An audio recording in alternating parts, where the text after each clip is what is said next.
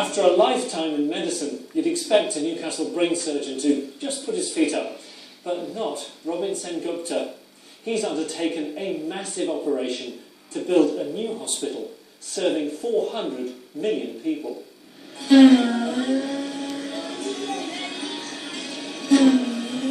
India, one of the most densely populated countries in the world. Home to 1.3 billion people. Is there not enough seats for the people that crowd? This is where a Newcastle doctor realised his life-saving dream. Okay. We are trying to provide the highest quality of care with an affordable sort of cost. That is why they are all coming here. And it's a mission forged from personal tragedy and hardship. I think his story and coming from that origin and making it to where he is absolutely exceptional. Robin Sengupta came to Newcastle in the 1960s and rose to become a world-famous neurosurgeon. He made his name treating dangerously malformed blood vessels in the brain. Throughout his life, Robin's treated several thousands of patients with aneurysms and saved their lives. Get the microscope ready, please. Robin has spent his career treating patients across the northeast and is now well into his 70s. And bipolar on when I say on.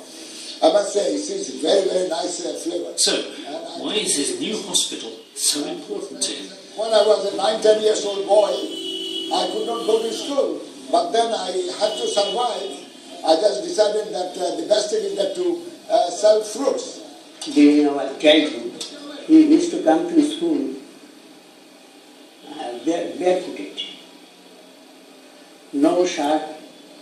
It was his ambition from his childhood to be a doctor and to make a hospital to serve the people, poor people of our country. I always remember that where is my origin was. My expectations in life is to get what is the best in our specialty, but also whether it is affordable by the people. I will apply for the benefit of the sick The hospital day starts with doctors being reminded of their Hippocratic oath. of overtreatment and therapeutic realism. Case studies are wheeled in and out to establish the best course of treatment. This patient has broken his back in a motorbike crash. He's travelled hundreds of miles to get here. So he came walking into the clinic yesterday, so we put him straight to bed and he's going to have an operation later on today. As the patient's spine is screwed together in one of the hospital's 4 operating theatres, Robin goes on his ward rounds.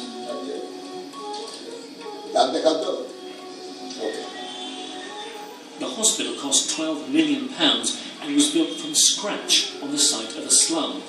It's the finished article now, but it took a lot of help from Robin's friends back home. He was always encouraging doctors, nurses, technicians to spend some of their own time, holiday time, in Kolkata. We started off with a theatre which we had to scrub, and where there was a bat that lived behind one of the theatre doors, and we started with about 5 patients and so on, and from then on things have developed and expanded. And the boy who sold bananas to make ends meet as a child never lost the art of haggling. You would dread going shopping with him, I would, to Marks and Spencer's, because I think he'd try and haggle for prices, even if there was no sale, like in the food section.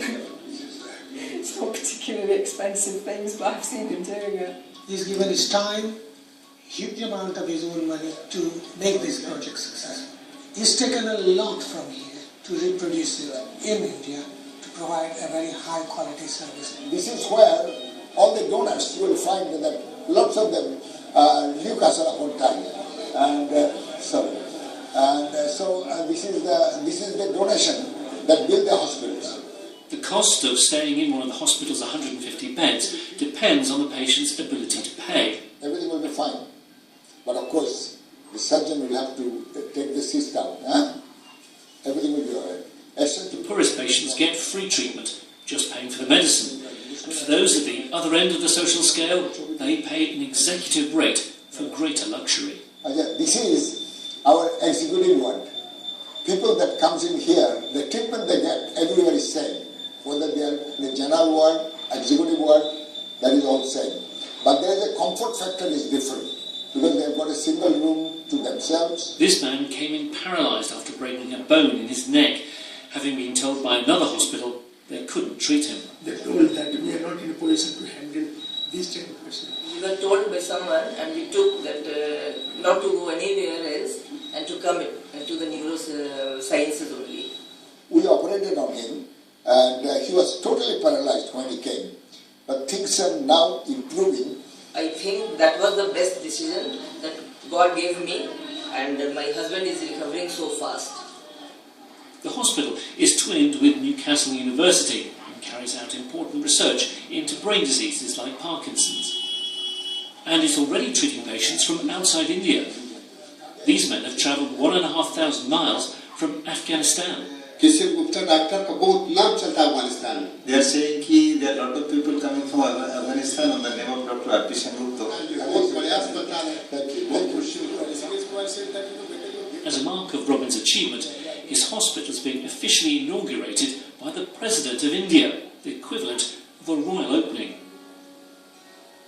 Robin's drive and determination are fuelled by his own personal tragedy.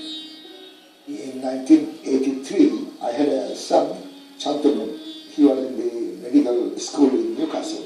In his second year, he met with an accident in which he died. And it was a terrible shock for me and my wife, of course. I can take life in two ways. Either I can disappear because of the tragedy, or I could make something of the good time that he gave us. So I decided to work towards happiness by giving more to the underprivileged. So it's the big day. President Mukherjee, head of state of a nation of almost 1.5 billion, officially opens Robin's Hospital. It is a very happy occasion for me to inaugurate the Institute of Neuroscience, and particularly happy to applaud Dr. Robin Sengupta in collaboration with the Institute of Neuroscience, University of Newcastle, UK. He said that, well, it is very good. And then he was very impressed with the amount of genuine research that we are doing in the Newcastle and our research center, and he just enjoyed it. When they first started, it was a slum, and Dad had said to this guy that it may be a slum now, but in the not too distant future, the President of India was going to be walking out of the store. It's incredible, isn't it? If he says something, he'll make it work. Hello. Most people, when they retire, they sit down, they wound down. He, after retirement, he's working twice as hard. I'm not only pleased by him, but I'm pleased by his family. And I think for all of them, this is a big achievement, and he can only be proud. It's his vision, it's his energy. He doesn't just sit back. He's an action man. I don't consider myself a great man, but I'm just enjoying myself, and in that enjoyment, if people are getting some benefit, that is so big, that is good. You wouldn't think Robin Sengupta had ever retired. What an amazing man.